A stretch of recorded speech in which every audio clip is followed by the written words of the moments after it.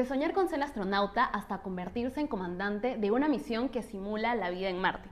En este momento donde la humanidad vuelve a mirar hacia la Luna con misiones como Artemis II, donde los astronautas volvieron al espacio exterior luego de 50 años, las historias que antes parecían lejanas, hoy se vuelven realidad. Y en este contexto, el Perú también tiene mucho talento en este rubro. Bienvenidos a MBC Podcast, un espacio donde no solamente hablamos sobre ingeniería biomédica, sino sobre toda la comunidad STEM. Ciencia, tecnología e innovación para resolver problemas de la vida real, e incluso fuera de este planeta. Hoy contamos con una invitada de lujo, la ingeniera Natalie Rojas Barnet, ingeniera electrónica formada aquí en nuestra casa de estudios en la Universidad Nacional Mayor de San Marcos, quien ha tenido experiencia en el sector espacial, innovación social y quien ha asumido el rol de comandante astronauta análoga. Bienvenida, Natalie. Hola Noreli, muchas gracias por la invitación. Es un gusto estar aquí con ustedes compartiendo un poco más acerca de información, acerca de las ciencias espaciales y sobre todo la importancia de la bioingeniería en el espacio. Perfecto, Natalie. Estamos en un momento histórico por lo que ha sucedido recientemente. Si miraras en retrospectiva, ¿en qué momento pasaste de ver el espacio como un sueño a una realidad? Yo creo que hay un momento que me ha marcado muchísimo y es el que comparto siempre. Es cuando yo estaba en el colegio y me encontraba haciendo las tareas, pero al mismo tiempo estaba televisando el programa de Carl Sagan, que se llama Cosmos. Y mientras hacía las tareas, escuchaba, y en eso hubo un término que él mencionó que captó toda mi atención, que era el término agujeros de gusano, que es la teoría de Einstein-Rosen acerca, en palabras simples, de la posibilidad de poder hacer viajes en el tiempo. Y creo que en ese momento fue el punto donde decido interesarme y explorar todo el camino que te puede proporcionar las ciencias espaciales. Y bueno, en todo ese trayecto de dudas, preguntas, encuentro que la ingeniería aeroespacial era lo que a mí más me apasionaba. Lamentablemente en ese tiempo no existía una carrera de ingeniería aeroespacial en Perú. Decido buscar en el extranjero, pero era algo no posible para mi familia hacer el esfuerzo de pagar una universidad en Estados Unidos o en Australia o entre otras universidades que lo ofrecían, y no me quedé con el no. Le di la vuelta al no, dije no, a ver, este sueño lo tengo que lograr porque lo tengo que lograr y no hay un camino para llegar a tu meta, existen muchísimos, y uno de esos caminos fue San Marcos, y es ahí donde empieza todo mi camino hacia el sector. Perfecto, justamente queremos hablar en primer lugar de esa formación. Para una niña, de hecho, ser astronauta suena como una idea súper loca. Entonces, ¿cómo es que lo logras más que nada aquí en Perú? Tú estudiaste ingeniería electrónica aquí en la Universidad San Marcos. ¿Cómo describirías tu experiencia durante todo este proceso? Yo creo que recuerdo mucho el primer momento donde estaba en el colegio y recibíamos charlas. Estaba en un colegio preuniversitario, recibíamos charlas acerca de las universidades, sobre todo de San Marcos, de la Católica y de la Uni. Toda mi secundaria la pasé en colegios preuniversitarios, entonces era muy común. Pero hubo una charla en especial que llamó mi atención y creo que marcó esa decisión de querer ser sanmarquina. Y fue una frase muy simple, era acerca de que un chico mencionó que uno puede dejar de ser muchas cosas, pero sanmarquino jamás. Y yo jamás había entendido esa identidad que un humano o que un estudiante podía sentir con su universidad, con su alma mater, esa sensación de pertenencia. No era algo material, era algo abstracto, pero era un patrón común que yo encontraba en cada sanmarquino que escuchaba. Siempre escuchaba San Marcos, mi casa, mi alma mater, sanmarquino siempre, de corazón, pero esa frase creo que fue la que me hizo pisar tierra y decir, si alguna vez yo estoy en una universidad, quiero sentirme así como él, quiero sentirme tan orgullosa a pesar de que existan problemas, a pesar de que exista toda esta parte negativa que obviamente se encuentra en cualquier institución, en cualquier tipo de empresa o X tema. Quiero amar así la formación que me puede dar una universidad. Entonces así decidí ingresar a San Marcos y fue la mejor decisión. Perfecto, sí creo que todos nosotros los sanmarquinos nos sentimos muy identificados con la universidad, sobre todo porque es la decana de América, la mejor universidad estatal del Perú, y es más que nada un privilegio y un honor de nosotros poder ser parte de. En estos elementos de tu formación de San Marcos, ¿cuáles crees que fueron claves para abrirte el camino a nuevas oportunidades? Yo creo que uno de los, una de las partes de la formación es la lucha, una lucha que tú vives constantemente con, va a sonar un poco extraño, pero es la presión que se siente dentro del entorno del estudiante. Creo que esa presión influye muchísimo en cómo tú tomas las decisiones, cómo tú te arriesgas a luchar por tus sueños, porque, o sea, creo que todos acá tenemos el sueño en común de egresar. Esto es lo básico, es lo primordial. Pero más allá de eso existen sueños como humano, como estudiante, como hijo, como sobrino, que, que también tenemos que cumplirlo dentro de ese periodo. Entonces, yo creo que la parte de la presión de tus sueños influye muchísimo. Qué tanto tú lo deseas y qué tanto tú estás dispuesto a arriesgar por ello para llegar a esa meta. Entonces, dentro de mi formación, yo creo que San Marcos influyó muchísimo porque tenemos personas tan destacables que te hace creer y que te hace tener la seguridad de que ese sueño que parece tan imposible realmente no es imposible. Simplemente necesitas la fuerza y la decisión de atreverse. Yo creo que la clave es tomar la acción, no esperar al momento perfecto o a ese timing de que tanto hablan. Creo que a pesar de que uno no se sienta listo, tiene que tomar la decisión de actuar. Y atreverse es la clave, atreverse con miedo, atreverse con dudas, atreverse enojado, llorando. Mi mami siempre en el colegio me decía, hazlo, hazlo llorando, hazlo enojada, hazlo con miedo, pero hazlo porque ese es tu sueño. Y es algo que se me quedó marcado. Entonces, creo que San Marcos te da esas herramientas, esa fuerza de seguir adelante, de entender que detrás de ti existe una historia de peruanos que han luchado como tú y que lo han logrado. Entonces, por ellos y por los que vienen, creo que tenemos que tener la capacidad y la fuerza de entender nuestros sueños, abrazarlos y seguir por ellos. Claro, incluso tu historia, para muchos de nosotros, es una clave para decir, oye, ¿sabes qué? Esto sí se puede realizar. Y verte a ti ahora aquí es más que nada un privilegio para todos los que estamos ahora. En San Marcos, aparte de tus estudios de la malla curricular, ¿estuviste también en algunos voluntariados extra? ¿O cómo fue que llegaste a ese espacio, al espacio de la NASA o de la astronomía? Sí, en un primer momento, al ingresar a San Marcos, lo primero que hice fue buscar espacios acerca del sector espacial, grupos, voluntariados, proyectos, pero no encontré en una primera instancia, tal vez no hice una búsqueda exhaustiva en San Marcos, y al no encontrarla me fui a universidades hermanas de Perú, pero también del extranjero. Y una de las universidades que me abrió las puertas, cuando todavía era un grupo cerrado de solo de universitarios de la UNI, fue esta, la Universidad Nacional de Ingeniería, donde trabajamos en el proyecto de magnetómetros con respecto a los nanosatélites Chasquia y Chasqui-B.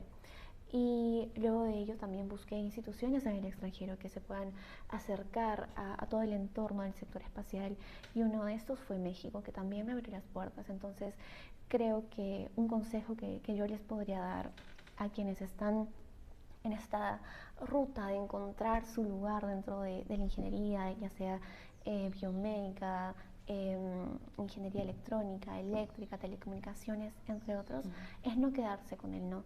Si acá te cierran la puerta y en otro lugar también te la cierran y ya ves todo cerrado, entonces construye tú la puerta, crea tú la oportunidad de que ese espacio se pueda dar. Si yo me hubiera quedado con el no de San Marcos, si yo hubiera investigado un poco más y no hubiera encontrado esos espacios de trabajo, tal vez la historia hubiera sido diferente. No hubiera conocido a las personas correctas, no hubiera podido entender más acerca de cómo funciona el sector espacial acá en Perú, y nada de eso hubiera sucedido. Entonces, ese es mi consejo para todos ustedes, de que no se queden con el no, construyan ustedes su propia oportunidad si no la encuentran ahora. Perfecto, Natalie. Si tú volvieras a empezar la universidad en este 2026, ¿qué cosa harías diferente sabiendo cómo está evolucionando la tecnología? Creo que desde un primer inicio, desde los primeros ciclos, estarían proyectos. Es una de las partes más esenciales porque estás en contacto con diferentes situaciones que una vez que uno egrese se va a encontrar. Primero con un grupo de trabajo, entender cómo el liderazgo realmente influye en toda la toma de decisiones y en el éxito de un proyecto. También estar en contacto con la parte técnica es esencial para un ingeniero, entender cómo funciona su proyecto y cómo éste puede llegar a comercializarse, porque el fin de un proyecto muchas veces en temas de estudio es quedarse en un paper, pero creo que la finalidad que nosotros tenemos como ingeniero es agarrar esos conocimientos que tenemos y trascender con ellos. Y con trascender me refiero a que nuestro recuerdo se quede en el impacto de cada persona a la que podemos beneficiar. Como ingeniera biomédica, como ingeniero de telecomunicaciones, de software, creo que tenemos esa responsabilidad de impactar positivamente mediante nuestros conocimientos. Y por ahora los proyectos son la parte esencial. Es tener la creatividad al máximo para encontrar soluciones frente a problemáticas que actualmente pues, nos están acechando como peruanos. Pensar primero en nuestro país, pensar primero en qué tipo de problemas desde nuestra calidad como persona, como estudiante, podemos abarcar para ir creciendo, y sé que en el camino vamos a encontrar a las personas correctas para que se puedan sentar mucho mejor las bases. Justo ahora que mencionas el tema de la importancia de los proyectos y de realizar investigaciones, ¿tú crees que la malla curricular de las universidades está adecuada al avance de la tecnología hoy en día? Yo creo que necesita actualizarse de todas maneras. La tecnología ha avanzado increíblemente, y poniendo en comparación con universidades en el extranjero, específicamente del sector espacial, sí se necesita una actualización, se necesita un enfoque nuevo, más allá de formar en temas técnicos, que obviamente es muy necesario, es formar ingenieros para el mundo y para Perú, que estén capacitados de una manera íntegra, de una manera en la que tanto la parte técnica, pero también la parte humana, que considero que es la esencial, puedan surgir de una manera adecuada.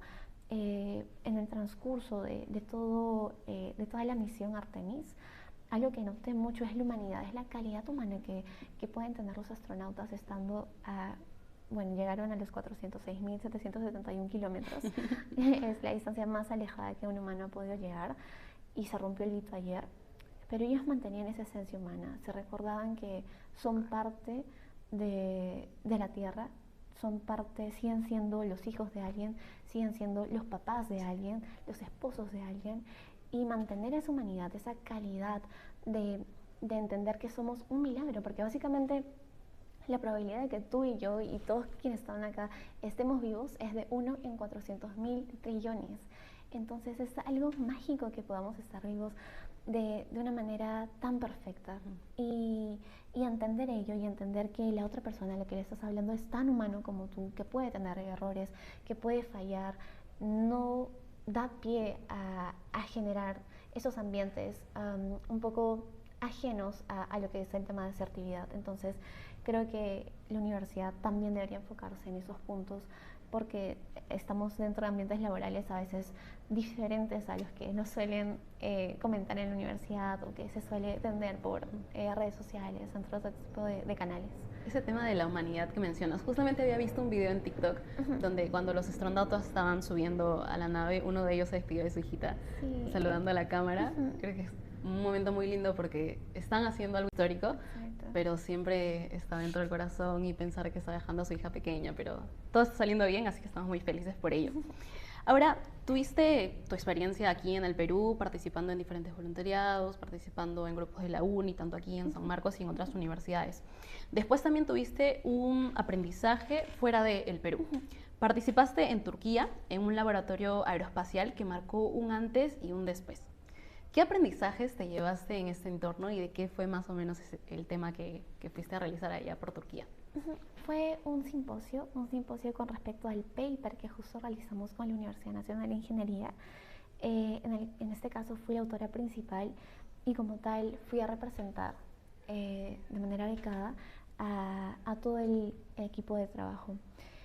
Lo que aprendí, más allá de la parte técnica, más allá de la visita de los laboratorios, de poder hablar con los profesores, es que cuando alguien realmente tiene esa vocación de enseñar, trata de ayudarte al máximo. Pude tener grandes charlas con ingenieros. En esa época creo que yo tenía 19 años o 18 años, no estaba preparada, era la primera vez que dejaba el Perú sola, mi equipo no pudo viajar en esa ocasión y quienes estaban ahí eran estudiantes de maestría, otros de doctorado, otros ya eran doctores, otros ya estaban en su segunda maestría y fue un entorno que me abrió muchísimo la visión, me abrió en tema de entender si yo quería pertenecer a temas de industria o a temas de academia y creo que te da esa oportunidad de pensar más allá de la realidad peruana, porque acá el tema de investigación no está al 100% desarrollado, no se habla mucho acerca de la academia porque no existe todavía ese impulso de apostar por un investigador y que reciba como ese sueldo decente. Existen pocas empresas que lo hacen, pero no son la mayoría. Entonces, creo que más allá de hablar de aspectos técnicos con respecto a nanosatélites o temas de órbitas, creo que es esa oportunidad que te puede dar de entender cuál puede ser tu camino y qué camino sí deseas tomar y qué camino no puedes y no deseas tomar. ¿Y cómo hace un estudiante de 18 años? Me imagino que ahí estabas, ¿en qué ciclo estabas de la universidad? Creo que estaba en tercer ciclo, si no mal recuerdo. ¿Cómo hace un estudiante de tercer ciclo para presentar un paper como autora en una universidad que ni siquiera es suya? Porque sé que también hay cierta rivalidad, podríamos decirlo, con los estudiantes de San Marcos y los estudiantes de la uni. Entonces, que incluso tenga la autoría y se vaya a representar a su país en el exterior. ¿Cómo es que lograste eso? Yo creo que fui muy afortunada del equipo con el que estuve. Siempre fueron muy amables conmigo, me enseñaron desde cero absolutamente todo, en especial David. Creo que fue y considero que fue uno de los mentores que tuve al inicio de todo este camino con respecto a las ciencias espaciales. Siempre fue un entorno muy amable, no se preocupaban en enseñarme, no era como un acto de que yo sentía que ellos tenían que, sino simplemente lo hacían porque aman. Cuando uno ama algo tanto con tanta fuerza, creo que te encanta tener este tipo de conversaciones, te encanta difundir, te encanta que la otra persona que te está escuchando pueda entender lo que estás hablando. Y felizmente ese equipo tenía esa sinergia, teníamos ese punto en común de amar tanto algo y creo que eso genera que no existan rivalidades, que no exista temas de competencia de egos, simplemente si se da la oportunidad para uno, se va a abrir la oportunidad para todos. Qué lindo, Natalie. También tuviste la oportunidad de tener acercamientos con estudiantes en México, donde participaste como jurado y como ponente. ¿Qué diferencias puedes encontrar entre trabajar con estudiantes o con personas internacionales que aquí en el Perú? Con respecto a México no encontré tantas diferencias, pero si hablamos de las zonas, específicamente yo estuve en Oaxaca. Oaxaca es una ciudad, un estado de México que se caracteriza mucho por la naturaleza, por la tradición, la riqueza cultural que tiene Oaxaca.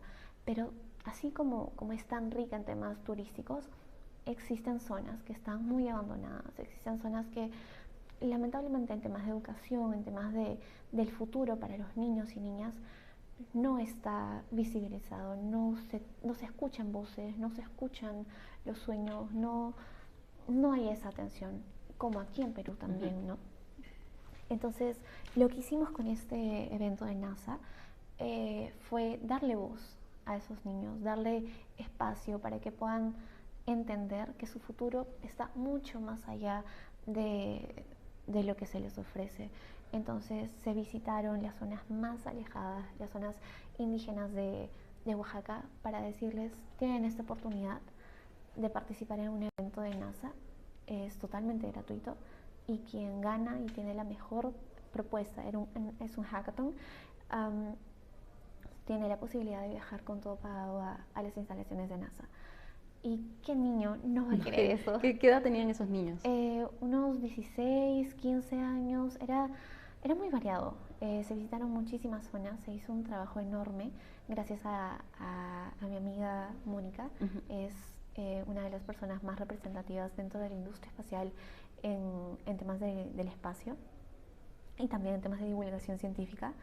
y se hizo un gran trabajo en temas de promoción de este evento y la capacidad que se tuvo fue enorme. Se recibió una atención grandísima y creo que se notaba tanto el interés, tanto el amor de los chicos por este proyecto, por sacar la mejor idea y ser los ganadores y estar allá en NASA, que incluso los patrocinadores del hotel, porque se hizo un hotel, uno de los mejores hoteles de Oaxaca. Qué gran magnitud. Sí, dijeron, no hay problema, quédense todo el tiempo que quieran, no sé, porque teníamos horarios, pero se notó tanto ese ímpetu que tenían todos, que los mismos administradores dijeron, no hay problema, pueden quedarse el tiempo que quieran, porque es un hackathon, entonces un hackathon de 2 días, claro. Pero los horarios del hotel eran hasta las 9 de la noche aproximadamente, pero nos dieron todos los 2 días libres, entonces creo que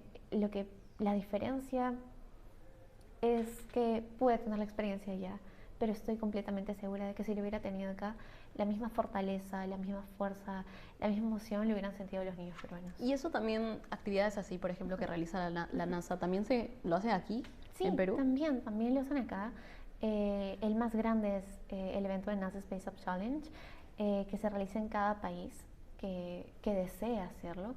Y el año pasado también se realizó acá en Perú, incluso se hizo en Cajamarca, se hizo en Lima, en Huánuco, no recuerdo más provincias, pero sí, se está diversificando un poco más. Y para las personas que nos están viendo y quieren buscar esas oportunidades, ¿dónde podrían hacerlo? Justo en la misma página de NASA. El nombre específico de este evento es NASA Space Up Challenge. Es un hackathon. Se hace una propuesta de las mejores soluciones frente a las problemáticas que NASA próximamente va a liberar y puede ser uno de los ganadores. Ya existe registro de peruanos que han ganado este concurso, entonces si alguno de ustedes está viendo eso, anímense a postular y sé que tienen bastante talento como peruanos.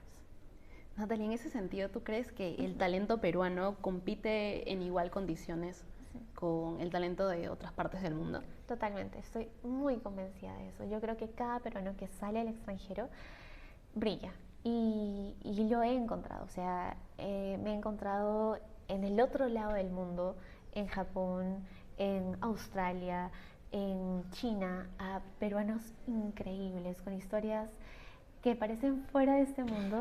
Y yo creo que como peruanos tenemos eso en común de la fortaleza, tenemos tantas cicatrices históricas, tantas luchas, tantas caídas, igual seguimos. Yo creo que es la perseverancia y la capacidad de poder sobreponerse a cualquier adversidad que nos permite destacar, y sobre todo la gran creatividad que tenemos. Creo que somos uno de los países, uno de los países más ingeniosos, ya sea en temas de humor, en temas de la comida, la capacidad que uno tiene para poder entrar dentro de los aspectos culinarios, para crear comidas de gran sabor con solo los recursos que tenemos acá. Es increíble, no se compara. Para mí la comida peruana es la mejor de absolutamente todos. Y sí, creo que la creatividad de poder hacer las mezclas, de poder encontrar ese sabor ideal que recuerdas siempre, que apenas te nombran el nombre del pollo a la brasa, ya sabes, te quedas imaginándote. Salivando. Exacto. Sí. Perfecto, Natalie. Ahora ya sabemos cómo ha sido más o menos tu paso por la universidad. Ahora quisiéramos hablar un poco más de tu experiencia como comandante análoga en Marte. ¿Qué significa ser comandante análoga? ¿Qué roles cumplías en esa experiencia? Para entender todo eso, una tecnología, una persona, un protocolo nunca se lanza al espacio sin antes probarlo acá en la Tierra. Entonces, quienes hacen ese tipo de investigaciones son los astronautas análogos dentro de hábitats análogos. Existen diferentes tipos de entornos análogos. Análogos significa asemejar las condiciones del espacio aquí en la Tierra. Puede ser simular la Luna, puede ser simular asteroides, puede ser simular Marte, entre otro tipo de espacios. Entonces, mi misión se enfocó en una misión análoga a Marte, en Polonia, ya establecida. Éramos una crew mexoperuana, una integrante mexicana y 3 colegas peruanos. Dentro de esos 3 estaba yo como la comandante. Entonces, lo que hicimos fue bastante variado. en temas de biomédica, lo que se hizo es el tema de la retina. ¿Qué sucede en el espacio? Por el tema de la microgravedad, todos los fluidos suben hacia la cabeza y se hincha la cara, y dentro de todo este proceso está la parte de la presión ocular.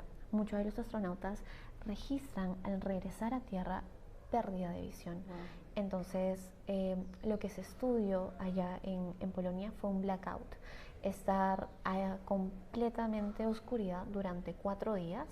Hacíamos todas nuestras actividades oscuras. Wow. Para entender cómo era el proceso de la retina. Ajá. Y probábamos una inclinación adecuada que simule la microgravedad para ver cómo modificaba esto frente a la respuesta de la luz. Luego de ello también, en temas de agronomía, se hizo el estudio de las plantas con radiación, se hizo un sembrado. Después de ello también lo que se probó era en temas de convivencia, en temas de cómo poder confiar en la otra persona. Teníamos un horario estructurado de qué hacer cada hora, desde las 0 horas hasta las 23 horas. Wow. Entonces teníamos temas de comida, teníamos espacios para hacer todas nuestras investigaciones, teníamos el tema de sociabilizar, y creo que ese era uno de los puntos más importantes. Llevarse bien con la persona que vas a convivir muy alejado de una zona como es una ciudad es vital. No existe forma de poder convivir plenamente y adecuadamente si es que la química no existe. Creo que muchas personas no saben todo ese trabajo que hay detrás. Tal vez solamente vemos a los astronautas, que son los que viajan, pero hay muchas personas trabajando detrás, y entre esos el rol que has cumplido tú. En este tipo de misiones, ¿qué tan importante es la preparación mental frente a lo que ustedes estaban investigando? Es vital, yo creo que es una de las más importantes. Por ejemplo, en Artemis es una prueba, en Artemis 2 es una prueba de que la salud mental es primordial para el éxito de una misión. Una persona que está frente a un peligro tan grande como es el espacio, por temas de radiación, por temas de falla que pueda suceder dentro de los sistemas tecnológicos, porque incluso un meteorito puede caer, ¿y qué haces? Entonces, el tema de prepararlos de manera psicológicamente fuerte es vital, pero también está el tema de hacerlos sentir cercanos a su familia, hacerlos sentir que van a regresar, no que nos vamos a olvidar de ellos, porque si acá nada más en la Tierra sobrepensamos con nuestros problemas, imagínate sobrepensar en el espacio. Entonces, lo que hacen ellos es permitirles llevar objetos que les recuerden quiénes son ellos, por qué están ahí, por qué están luchando y por qué están haciendo lo que están haciendo. Y han llevado Biblias, han llevado fotografías, han llevado objetos que sean esa fortaleza en momentos críticos de la misión, porque puede suceder. Ver este objeto y decir, ok, en la Tierra yo elegí esto como mi fortaleza y me tengo que aferrar a esto, porque me tengo que aferrar a esto y no hay segunda opción.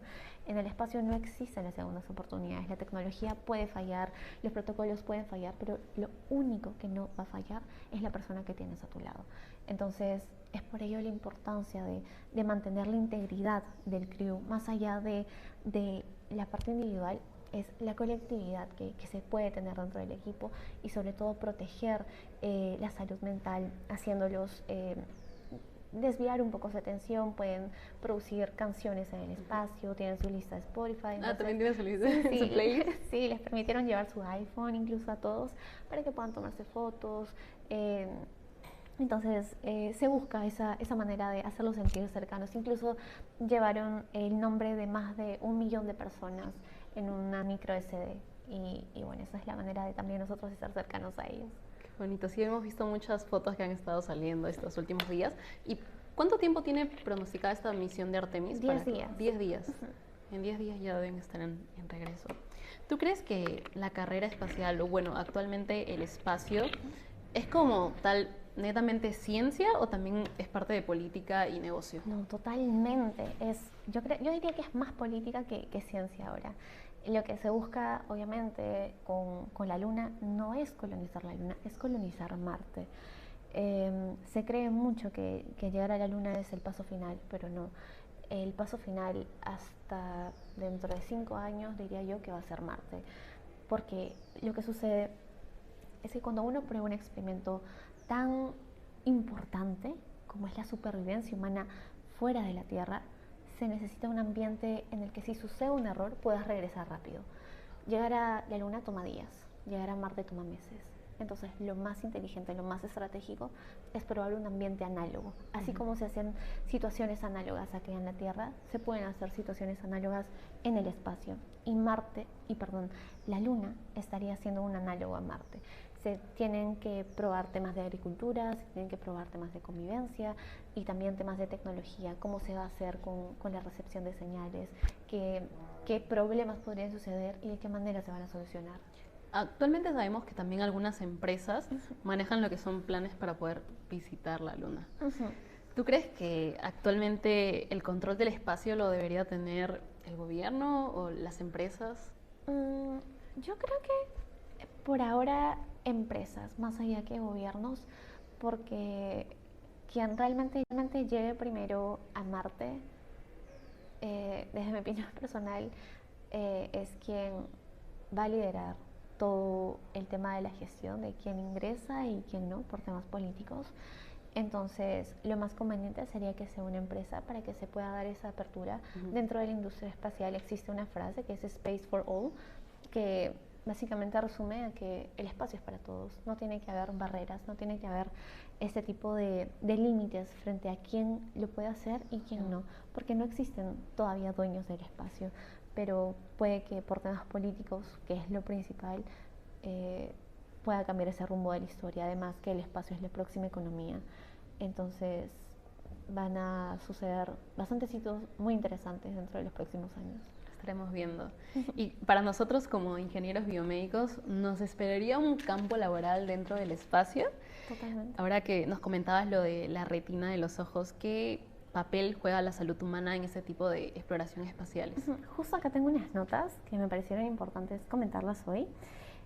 Justo en Artemis 2, ustedes creo que sería la parte vital de este experimento, realizar una colección periódica de saliva.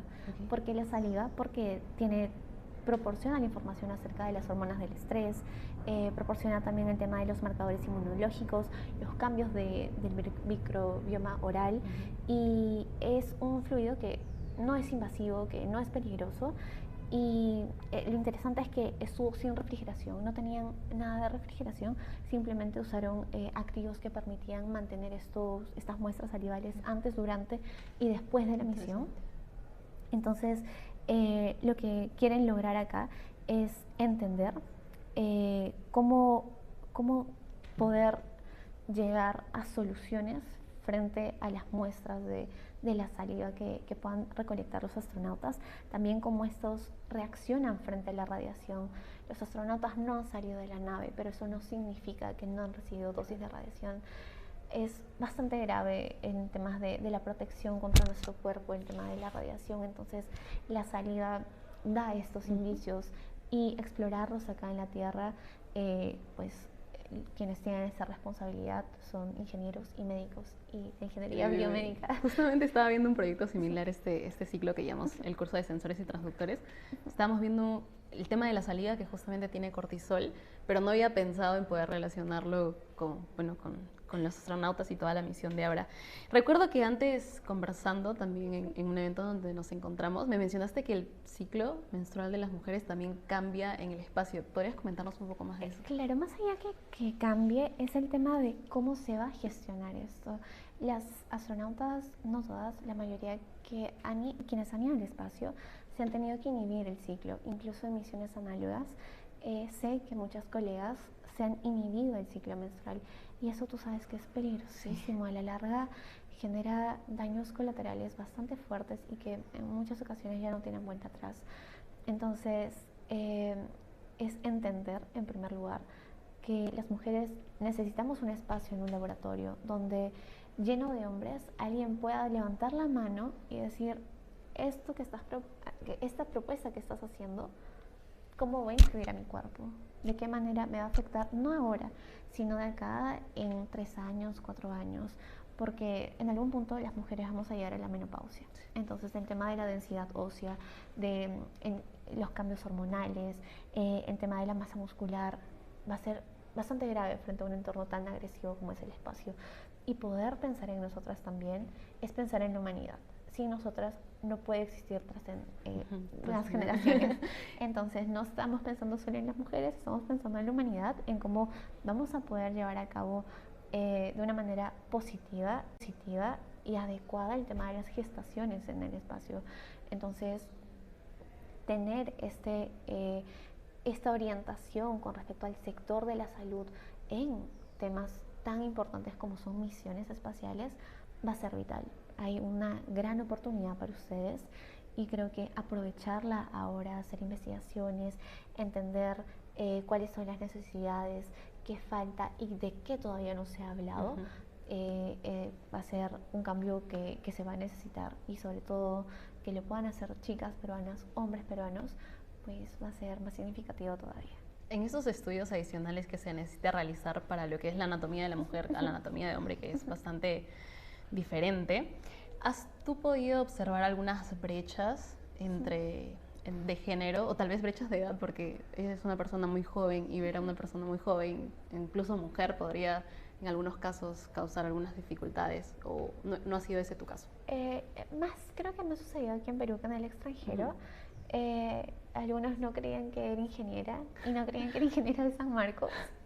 Y más aún no creían que me estaba dedicando a temas del espacio, porque me decían, ¿por qué el espacio? Si ni siquiera han llegado a la luna. Entonces, son temas obviamente de desconocimiento, que a veces creo que darle importancia a esos comentarios o darle como ese foco a pensamientos que tienen otro tipo de perspectiva, más allá que tratar de hacerles cambiar, es generar más conflicto y no es necesario. Yo creo que cada persona puede pensar lo que guste, siempre y cuando no te genere un daño físico o no sé, un daño de otro tipo, ¿no? Entonces, sí, van a existir creo que muchos estereotipos.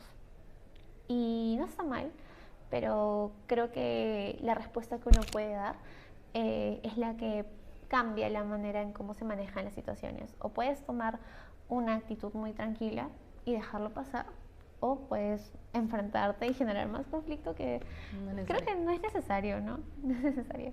Aquí, Natalie, entendemos, y siempre es mejor olvidar los comentarios negativos. No solamente has tenido exploración en lo que es el espacio, sino también has podido manejar ese equilibrio con el impacto social. Has trabajado en proyectos como, por ejemplo, CON y Yapaycuy. ¿Cómo equilibras ese desarrollo tecnológico con el impacto social?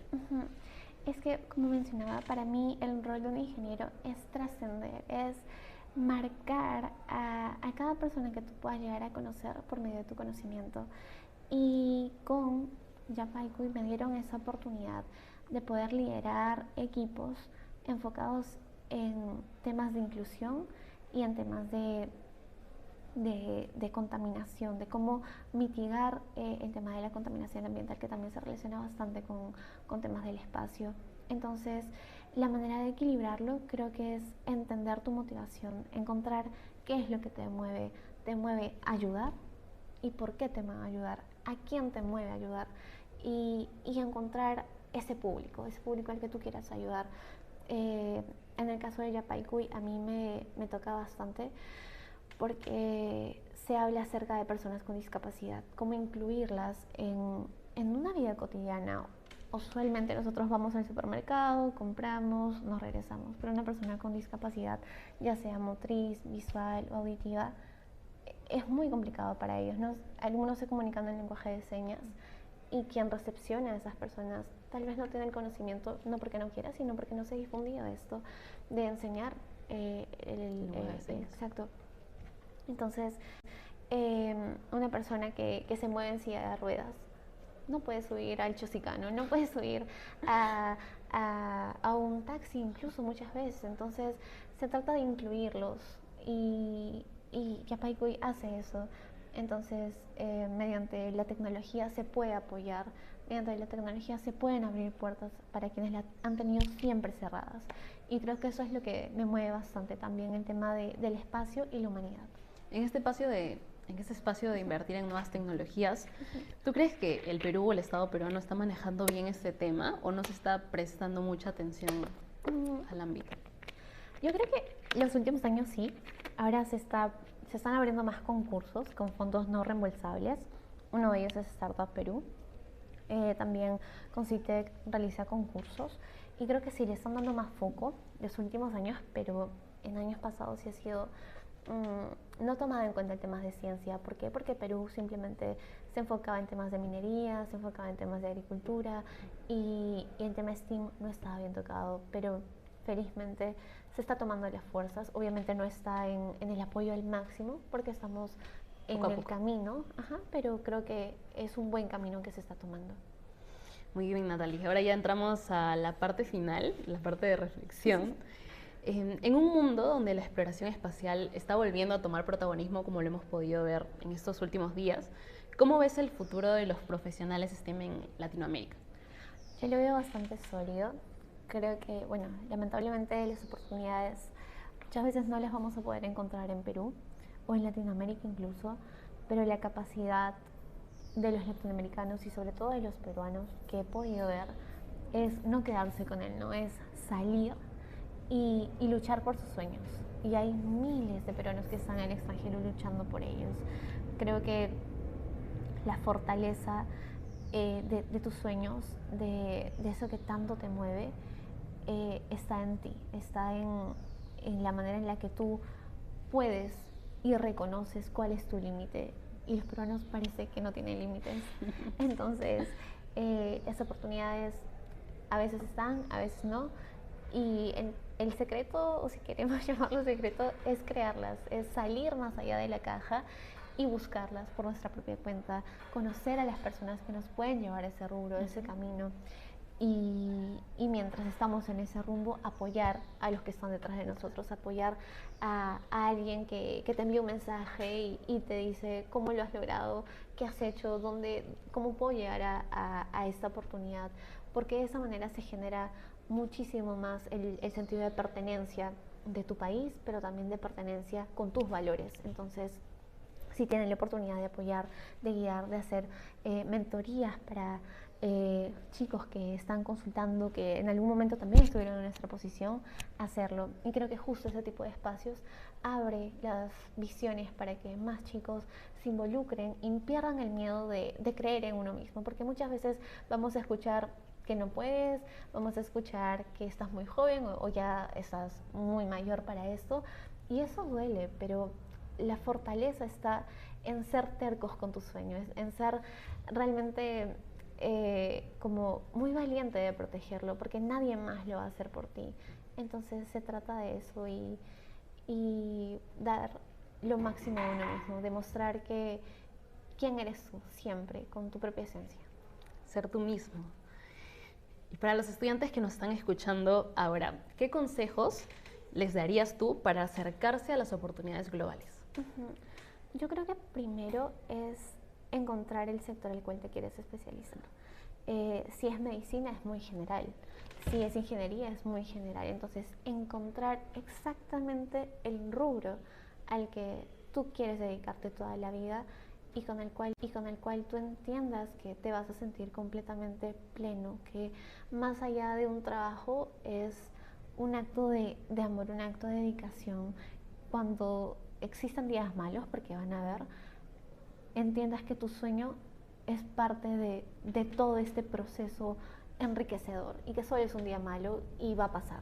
Entonces, el primer consejo sería esto, entender el rumbo al que tú te quieres dedicar.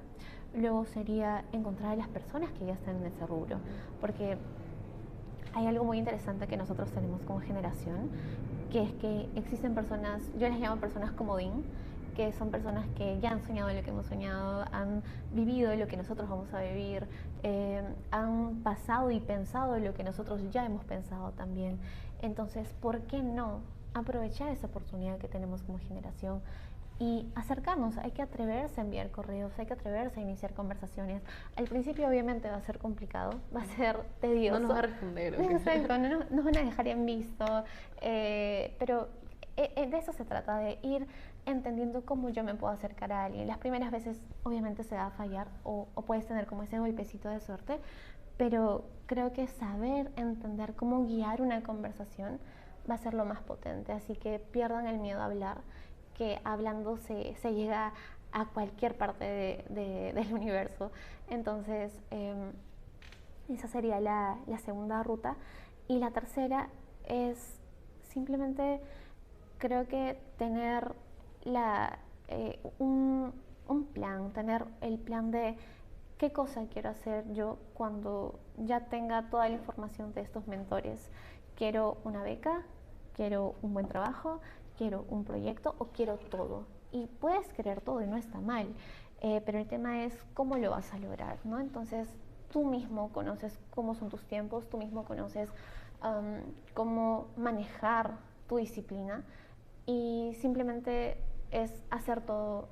Bueno, yo lo que hago es en un papel escribo todo. ¿Una planificación? Exacto, una planificación. Para mí es lo que funciona, pero depende de cada persona. Creo que para cada persona varía un poco ese tema, pero desde mi experiencia funciona muchísimo que tú mismo tengas el contacto con el lápiz y papel y escribir. Y de esa manera ver qué tan complicado va a ser y a qué personas tienes que conocer, qué instituciones, con qué instituciones tienes que hablar y cómo lo vas a hacer y cómo te vas a preparar, porque no es lanzarse y ya, es aprender muchísimo, es conocer muchísimo de todo un poco para tener una buena conversación que te va a abrir todas las puertas. Perfecto, Natalie. Y en una sola frase, ¿qué significa para ti explorar? Explorar, yo creo que es, acá voy a mencionar la frase de mi abuelita, que es ser, hacer y trascender. Es el pasado, el presente y el futuro. Y creo que para mí eso significa explorar. No es una línea temporal, es un círculo que se repite y que todo esto ya se vivió anteriormente, solo que tenemos nosotros ahora el protagonismo de experimentarlo por nuestra propia mente. Muchas gracias, Natalie. Muchas gracias por compartir tu historia con nosotros y por enseñarnos de que los sueños sí se cumplen. De que no tenemos que tener miedo de preguntar a las personas, que ya han habido personas que han pasado por lo que nosotros todavía no, y tal vez ellos pueden ser una buena fuente para entender cómo deberíamos hacer nosotros o qué cosa deberíamos cambiar para poder llegar a nuestros objetivos. Ahora, si quisieran seguirte en tus redes, tal vez, ¿cómo podrían encontrarte? Sí, mi Instagram es Natalie con Y y sin H, PUNTOCOM, natalie.com. Perfecto, Natalie. Esperaremos saber mucho más de ti, mucho más de tus investigaciones. Me gustaría leerlas, de hecho, lo que estabas mencionando con tus investigaciones con la uni, las que has presentado también en otros países. Y les agradecemos a todos ustedes por ver el episodio. Saben que esto es MBS Podcast y se vienen muchos más videos de todo este año, que estamos renovados, así que nos vemos en un siguiente episodio. Gracias a ustedes y un gusto.